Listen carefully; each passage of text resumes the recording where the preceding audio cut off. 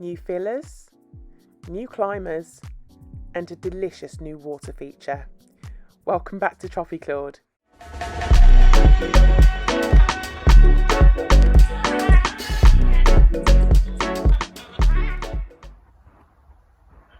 A nice, bright, relatively mild day in February today.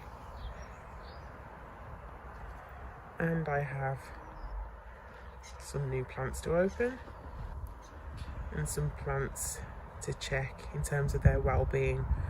I'm very sad to report that cordyline could possibly be on its way out. Definitely got some spear pull today. So there's where the old growth point was, and it's from there that I've pulled out a few of the leaves this morning. As I pulled out, they pretty much fell off in my hand.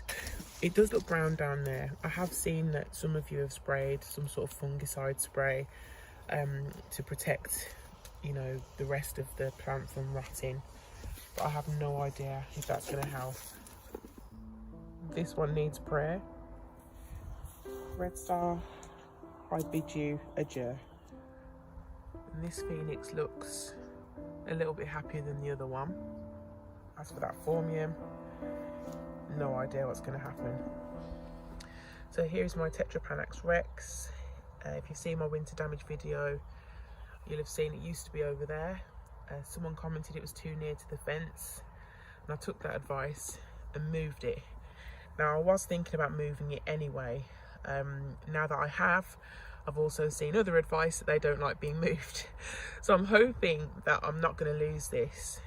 We will see. I may well get another one in the meantime, just as a backup really. I also moved the Scheffler away from the fern, as I know eventually that will get a nice trunk on it. So I'm looking forward to seeing what happens with this as it comes up some more. But I'd like some other varieties of Scheffler as well. The Macrophylla is one that I've currently got my eyes on. So before I open my newbies, I just thought I'd show you my Enseta Morellii, which I overwintered this year in the conservatory. It's still quite a decent size. As I've mentioned, I am new to tropical gardening. This is the first time that I've overwintered this. And I'd like to know whether it's too soon to get it started again, whether I should pot it now. I'm not going to put it in the ground this year. I'm going to be putting it in a pot on the patio, and I've seen that some of you have already started to pot yours up again indoors. So yeah, anyone overwintered these successfully? How did you go about getting them restarted? Let me know. So onto my new plants then. So you'll have seen that I've been on a bit of a campaign to cover my fences. This is Boston Ivy or Virginia Creeper. So it's a climber that sticks to any surface pretty much, and the autumn colour is absolutely stunning.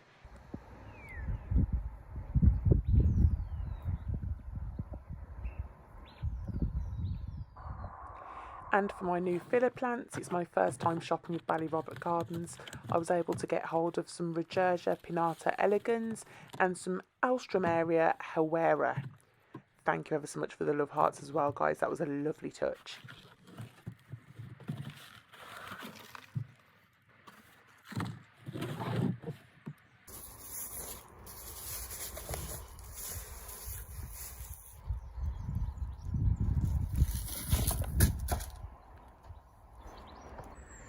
Now the Regersia looks very bulbous on the top here.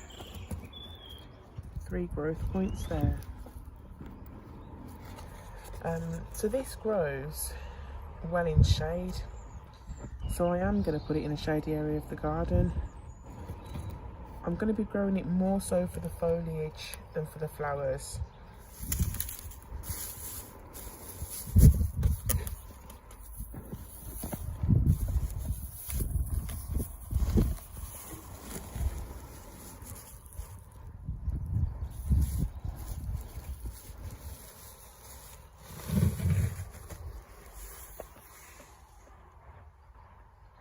So there you have it.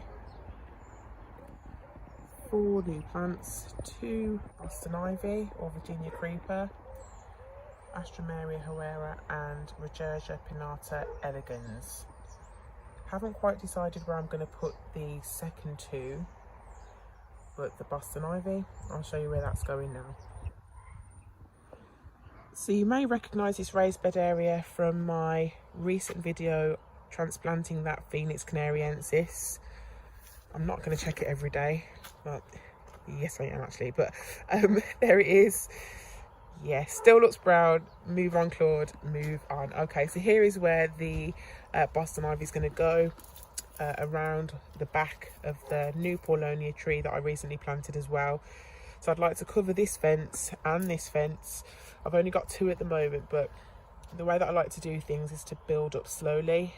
Also good if you're gardening on a budget. So I'll put a couple around here and just imagine how beautiful it will look next to the Photinia when in the autumn the leaves go lovely and red and orange and yellow. So I'm going to plant the Regersia in this shady area here, just in front of the Formium and behind my Photinia tree. Let's see how it does there. So in this area here, I'm trying to create a lovely mixed landscape of plants, particularly plants that I enjoy for the foliage. I absolutely love that Orchobia japonica, it's gorgeous. This fern here, the name of which I'll put on the screen, little baby unanimous there. And then underneath here, in front of the Formium, is where I've put the Regersia. I really want to pack the foliage in around here, make it look as lush as possible. Some colocasias perhaps coming over the top of some of these, and I've been joined by the kids.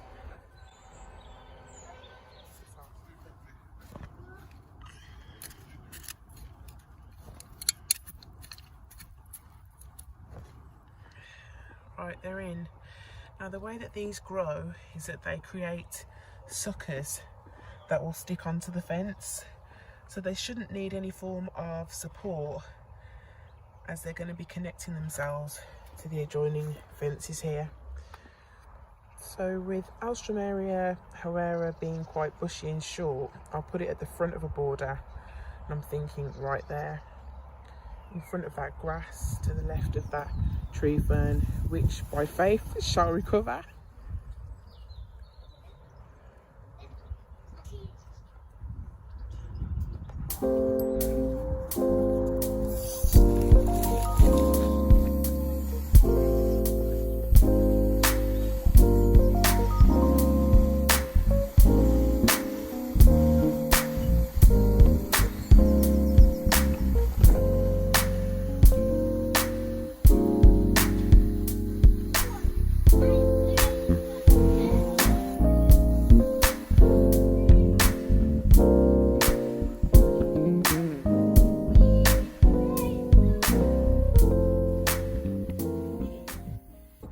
So finally, I wanted to share with you my absolute steal of a water feature from primrose.co.uk.